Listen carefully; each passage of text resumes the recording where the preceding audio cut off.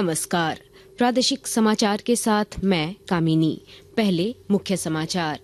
झारखंड विधानसभा का 4 दिवसीय सत्र आज से शुरू। प्रोटेम स्पीकर स्टीफन मरांडी ने नवनिर्वाचित विधायकों को दिलाई शपथ। प्रधानमंत्री नरेंद्र मोदी आज LIC की बीमा सखी योजना का करेंगे शुभारंभ। 18 से 70 वर्ष की आयु की महिलाओं को सशक्त बनाने की पहल। देवघर बाबा मंदिर के गर्भगृह और शिवलिंग की पौराणिकता से छेड़छाड़ का आरोप, उपायुक्त ने दिए जांच के आदेश। SDO से मांगी रिपोर्ट। BSF की महिला जवानों का 20 सदस्यीय दल राफ्टिंग अभियान पर पहुंचा राजमहल गंगा घाट। स्वच्छ गंगा और महिला सशक्तिकरण का दिया संदेश। और बंगाल की खाड़ी में बने पश्चिमी विक्षोभ का झारखंड में असर शुरू। रांची समेत राज्य के कई हिस्सों में रुक रुक कर हो रही है बारिश। और अब समाचार विस्तार से। झारखंड विधानसभा का 4 दिनों का विशेष सत्र आज से शुरू हो गया है। प्रोटेम स्पीकर स्टीफन मरांडी ने नवनिर्वाचित सदस्यों को शपथ दिलाई। विधानसभा में सबसे पहले बरहेट विधानसभा क्षेत्र के विधायक और मुख्यमंत्री हेमंत सोरेन ने शपथ ली। मैं हेमंत सोरेन जो विधानसभा का सदस्य निर्वाचित हुआ हूँ, ईश्वर की शपथ लेता हूँ, सत्य निष्ठा से प्रतिज्ञा करता हूँ कि मैं विधि द्वारा स्थापित भारत के संविधान के प्रति सच्ची श्रद्धा और निष्ठा रखूंगा। मैं भारत की प्रभुता और अखंडता अक्षुण्ण रखूंगा तथा जिस पद को मैं ग्रहण करने वाला हूँ उसके कर्तव्यों का श्रद्धापूर्वक निर्वहन करूंगा।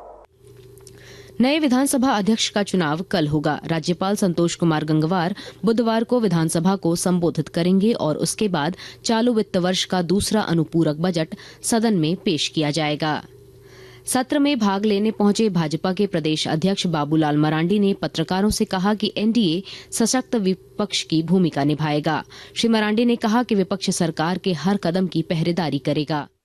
अभी वही रहेगा जो विपक्ष का जो काम होता है। विपक्ष का काम होता है पहरेदारी करना, तो हम लोग लोकतंत्र के पहरेदारी हैं, पहरेदारी करेंगे। पहली बार जीतकर विधानसभा पहुंचे जयराम महतो ने कहा कि विधानसभा से राज्यवासियों की उम्मीदें जुड़ी होती है। उन्होंने कहा कि जन सरोकार से जुड़े मुद्दों को लेकर वे सदन में मुखर रहेंगे। इस राज्य की दिशा और दशा को बदलने के उद्देश्य के साथ हम लोग राजनीति में कदम रखे हैं। इस देश में 70% किसान होते हैं, तो यहाँ हजारों लाखों करोड़ों किसानों की आस्था है। इस विधानसभा के भीतर करोड़ों लोगों की आस्थाएं टिकी हैं। तो मेरा मानना है कि आज इस लोकतंत्र का मंदिर बाकी कई धार्मिक स्थलों से एक महत्वपूर्ण स्थान रखता है। प्रधानमंत्री नरेंद्र मोदी आज भारतीय जीवन बीमा निगम LIC की बीमा सखी योजना का शुभारंभ करेंगे। एक रिपोर्ट। महिला सशक्तिकरण और वित्तीय समावेशन के प्रति सरकार की प्रतिबद्धता के अनुरूप प्रधानमंत्री नरेंद्र मोदी पानीपत में बीमा सखी योजना का शुभारंभ करेंगे। भारतीय जीवन बीमा निगम LIC की यह पहल 18 से 70 वर्ष की आयु की उन महिलाओं को सशक्त बनाने के लिए बनाई गई है जो 10वीं कक्षा पास हैं। पहले 3 वर्षों के लिए विशेष प्रशिक्षण और वृत्तिका दी जाएगी। आज प्रधानमंत्री भावी बीमा सखियों को नियुक्ति प्रमाण पत्र भी वितरित करेंगे। प्रधानमंत्री नरेंद्र मोदी ने कहा है कि भारत में हर क्षेत्र में तेजी से विकास हो रहा है। जयपुर में राइजिंग राजस्थान वैश्विक निवेश सम्मेलन का उद्घाटन करते हुए श्री मोदी ने कहा कि हम सुधार, प्रदर्शन और परिवर्तन का मंत्र लेकर आगे बढ़ रहे हैं। उन्होंने कहा कि भारत 5वीं सबसे बड़ी अर्थव्यवस्था बन गया है। श्री मोदी ने कहा कि भारत ने मैन्युफैक्चरिंग के क्षेत्र में आत्मनिर्भरता का संकल्प लिया है। आज दुनिया को एक ऐसी अर्थव्यवस्था की जरूरत है जो बड़े से बड़े संकट के दौरान भी मजबूती से चलती रहे, उसमें रुकावटें न आए। इसके लिए भारत में व्यापक मैन्युफैक्चरिंग बेस का होना बहुत जरूरी है। ये सिर्फ भारत के लिए ही नहीं बल्कि दुनिया की इकोनॉमी के लिए भी आवश्यक है। अपने इसी दायित्व को समझते हुए भारत ने मैन्युफैक्चरिंग में आत्मनिर्भरता का एक बहुत बड़ा संकल्प लिया है। भारत अपने मेक इन इंडिया प्रोग्राम के तहत लो कॉस्ट मैन्युफैक्चरिंग पर बल दे रहा है। आकाशवाणी के ताजा तरीन समाचारों के लिए आप हमारी वेबसाइट newsonair.gov.in पर लॉग ऑन कर सकते हैं। ताजा समाचार X handle @AIR news alerts और Facebook page All India Radio news पर भी उपलब्ध है। अब प्रादेशिक समाचार एकांश के X handle @AIR news _ Ranchi और फेसबुक, इंस्टाग्राम पेज तथा YouTube channel AIR news Ranchi पर भी हमारे बुलेटिन सुन सकते हैं। प्रादेशिक समाचार आप आकाशवाणी रांची से सुन रहे हैं। देवघर बाबा मंदिर के गर्भगृह और शिवलिंग की पौराणिकता से छेड़छाड़ का आरोप मंदिर के पुरोहितों ने लगाया है। जिला प्रशासन ने इसे गंभीरता से लिया है। उपायुक्त विशाल सागर ने मामले की जांच के आदेश दिए हैं। उन्होंने मंदिर प्रभारी सह देवघर के अनुमंडल पदाधिकारी से जांच प्रतिवेदन मांगा है। उपायुक्त ने कहा है कि जांच में दोषी पाए जाने वाले कर्मियों पर कार्रवाई की जाएगी। पंडा धर्मरक्षणी और सरदार पंडा का आरोप है कि बाबा मंदिर को बंद कर सफाई के नाम पर शिवलिंग पर किसी चीज का लेप लगाया गया था तथा गर्भगृह में टूटे हुए कुछ टाइल्स बदले गए हैं। पुरोहितों का कहना है कोर्ट के आदेशानुसार मंदिर के गर्भगृह में किसी प्रकार का कार्य करने से पहले मंदिर प्रशासन और पुरोहित समाज और सरदार पंडा की स्वीकृति लेना अनिवार्य है। नमामि गंगे अभियान के तहत BSF की महिला कैडेटों का 20 सदस्यीय दल महिला राफ्टिंग अभियान पर साहिबगंज जिले के राजमहल स्थित सिंधी दलान घाट पहुंचा।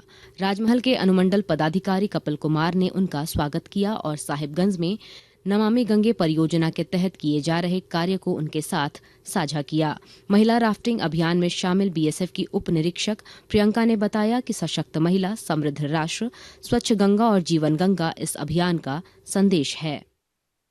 हमारी ये जो all women Ganga river rafting expedition है BSF और नमामि गंगे का एक सम्मिलित प्रयास है और हमने ये 2 नवंबर को देवप्रयाग से शुरू किया और हमारी 53 दिन की यात्रा है और हम 24 दिसंबर को गंगा सागर में इस अभियान को समाप्त करेंगे। हमारा अभियान जिस संदेश के साथ वो है सशक्त महिला समृद्ध राष्ट्र स्वच्छ गंगा जीवन गंगा। हमारी 20 महिलाओं की टीम है। बांग्लादेश की मोहम्मद यूनुस सरकार के विरुद्ध पश्चिम बंगाल में रोष बढ़ता जा रहा है। बांग्लादेश में हिंदुओं और अल्पसंख्यकों पर हो रहे अत्याचार को लेकर विभिन्न संगठनों द्वारा विरोध प्रदर्शन किया जा रहा है। पूर्वी सिंहभूम जिले के जमशेदपुर में भारतीय सनातन समाज के बैनर तले विभिन्न हिंदुवादी संगठनों ने आक्रोश मार्च निकाला। मौके पर सनातन समाज के शिवशंकर सिंह ने केंद्र सरकार से इस मामले में हस्तक्षेप का आग्रह किया। पिछले कई महीनों से पड़ोसी देश हमारे वहाँ रह रहे परिवार के लोग जो हमारे अल्पसंख्यक समाज के लोग चाहे हिंदू हो या सिख हो या जैन हो या बौद्ध हो ऐसे समुदाय के ऊपर में उनका जो ये कार्रवाई चल रहा है उसको देखते हुए पूरे देश में आक्रोश की भावना है। तो हम सभी लोग एक रैली के माध्यम से रोड पर उतरे हैं और एक शांतिपूर्ण ढंग से भारत सरकार से आग्रह किए कि हम लोग आपके साथ हैं। चतरा जिले में पोस्ते की खेती के खिलाफ पुलिस ने जनजागरूकता अभियान शुरू किया है। विस्तृत ब्यौरा दे रहे हैं हमारे संवाददाता। चतरा जिला प्रशासन और वन विभाग के द्वारा जिले में अवैध तरीके से पोस्ते की खेती के विरुद्ध जन जागरूकता अभियान चलाया जा रहा है। इसके साथ ही खेती करने वालों को NDPS कानून के प्रावधानों से अवगत कराते हुए उन्हें सरकारी योजनाओं का लाभ लेने KVK से संपर्क कर उन्नत खेती करने के लिए भी प्रेरित किया जा रहा है। चतरा पुलिस और वन विभाग के द्वारा संयुक्त रूप से कई स्थानों पर लगे अवैध पोस्ते के पौधों के विनष्टीकरण का कार्य किया जा रहा है। डॉक्टर प्रशांत जयवर्धन, आकाशवाणी समाचार, चतरा। बंगाल की खाड़ी में बने पश्चिमी विक्षोभ का असर झारखंड में दिखने लगा है। राजधानी रांची, पलामू, चाईबासा, गुमला, रामगढ़ और बोकारो समेत राज्य के कई हिस्सों में आज दिन की शुरुआत घने कोहरे से हुई। रांची समेत कई जिलों में बारिश भी हो रही है। मौसम विभाग ने अगले 4 दिनों तक राज्य भर में घना कोहरा छाने का पूर्वानुमान व्यक्त किया है। अंत में मुख्य समाचार एक बार फिर। झारखंड विधानसभा का 4 दिवसीय सत्र आज से शुरू। प्रोटेम स्पीकर स्टीफन मरांडी ने नवनिर्वाचित विधायकों को दिलाई शपथ। प्रधानमंत्री नरेंद्र मोदी आज LIC की बीमा सखी योजना का करेंगे शुभारंभ। 18 से 70 वर्ष की आयु की महिलाओं को सशक्त बनाने की पहल। देवघर बाबा मंदिर के गर्भगृह और शिवलिंग की पौराणिकता से छेड़छाड़ का आरोप, उपायुक्त ने दिए जांच के आदेश। SDO से मांगी रिपोर्ट। BSF की महिला जवानों का 20 सदस्यीय दल राफ्टिंग अभियान पर पहुंचा। राजमहल गंगा घाट, स्वच्छ गंगा और महिला सशक्तिकरण का दिया संदेश।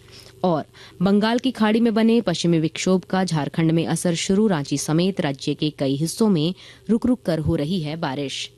इसके साथ ही आकाशवाणी रांची से प्रादेशिक समाचार का ये बुलेटिन समाप्त हुआ। नमस्कार।